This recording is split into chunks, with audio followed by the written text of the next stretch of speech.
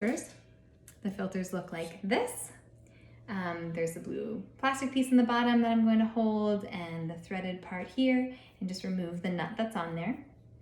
You'll also notice as you're doing this that there's a black rubber washer that sits on the top. That's going to stay right where it is attached to the filter.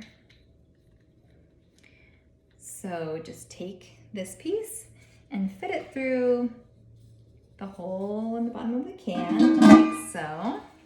And then holding the blue plastic piece of the filter on the inside, this nut goes onto that threaded part that's now sticking out from the bottom here.